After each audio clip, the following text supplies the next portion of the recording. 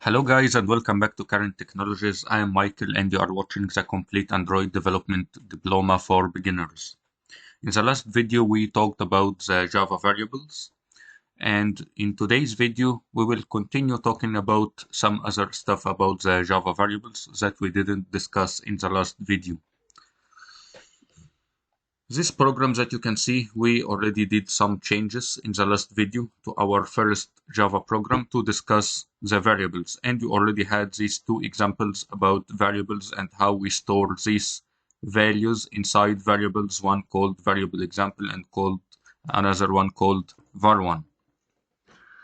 In this video, I want to tell you that using a Java variable, it consists of two parts, or creating a Java variable consists of two parts. First part, it's called declaring a variable, which is this part giving a data type for the value that we're going to store in that variable, and giving a variable name to this variable.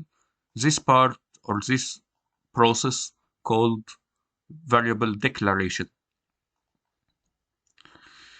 The one after the equal sign, which is giving a value or storing a value inside this variable, this part called initialization to the variable. Okay, so the one on the left side is variable declaration, and the one on the right side is variable initialization. And as you can see, I already did the declaration and the initialization on the same line. Okay, but this is not always the case. Like sometimes we can make the declaration on a line and the initialization in another line. It depends on your logic or what you want to achieve by your program. So let's have an example. I will cut this code, this part of code. Okay, sorry. This part of code I will cut. Okay, and on the next line I will say variable example equal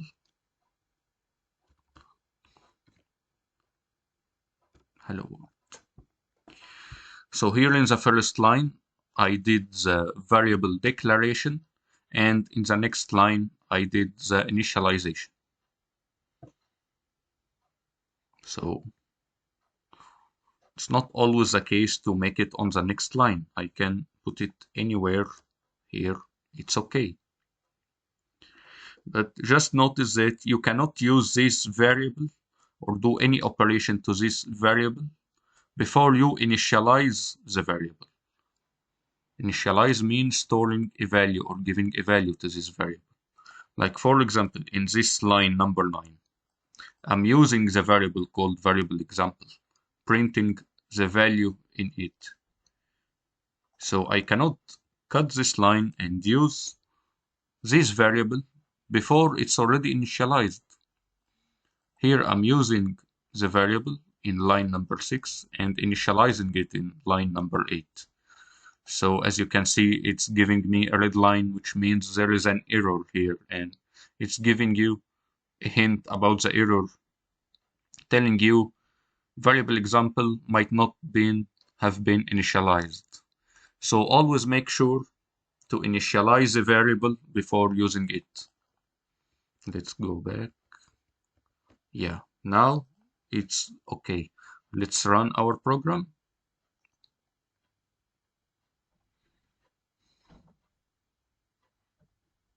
And yes, we are getting the same output that we got last time. So that is one thing. Now let's see in code the difference between a local variable and a global variable. Here I have two variables inside the main method, which is variable example and var1. These two variables are local variables because they are only locally in the main method, and I can use them only in main method. So for example, if I create a new method here like main, I will say, for example, public static void main2.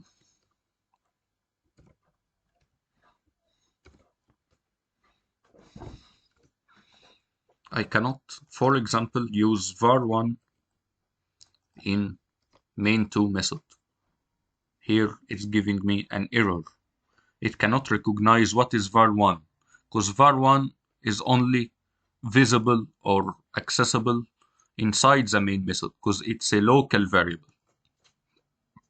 So what if we take this var1 from main method and put it out of it here? Here, var1, I change its location from inside main method to outside main method, but still all our code must be inside our class. Hello, we cannot write a code outside our class. So here our var1 became a global variable. Global variable means it's inside the class but outside methods. This makes it accessible and visible by all methods inside this hello class. So here main method I can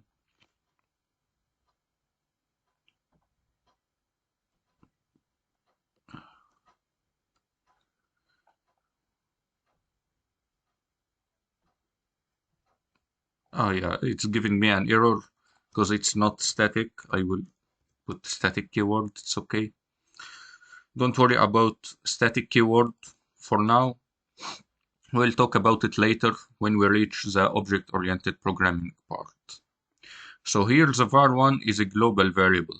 I can use it in main method, and I also can use it in any other method like main2. Okay, it's not complaining, it's not giving any error right now because I made the var1 a global variable. The same can be done to variable example. If I cut this variable example from here, put it here, I can use it now, but still I should add the static keyword because this main method is a static method and I cannot use anything that is non-static inside a static method. Don't worry, as we said, we will talk about that later. So now that is the difference between a global variable and a local variable. Now here in main2 method, I will create a local variable. I will say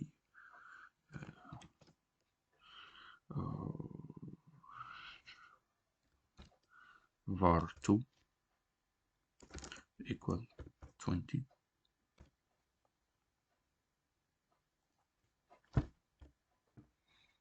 Yeah, it's all okay. But the same I cannot do. I cannot use this var2 inside the main. Let's try to copy this line and paste it here inside the main. Of course, it's giving me an error. It's not allowed because this main method is not aware of this local variable inside another method called main2.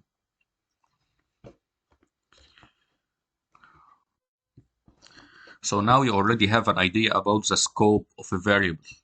When I say a variable scope, it means the place or the location where this variable is visible and can be accessed in that location.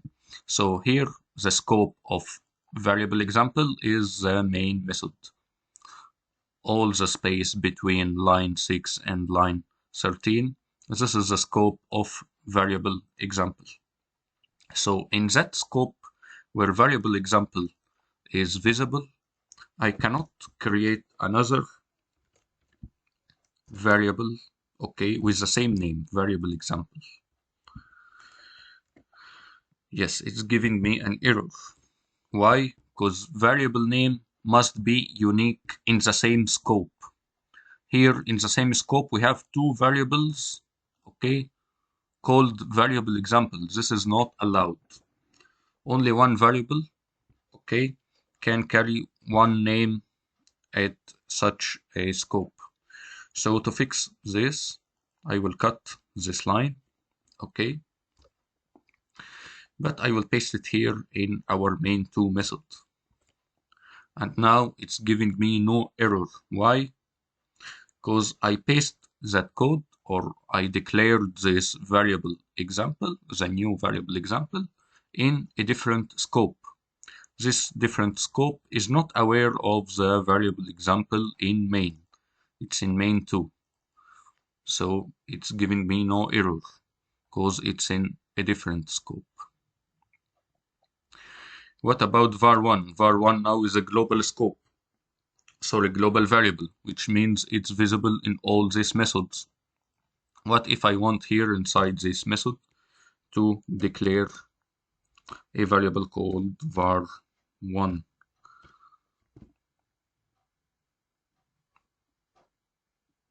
Is it allowed?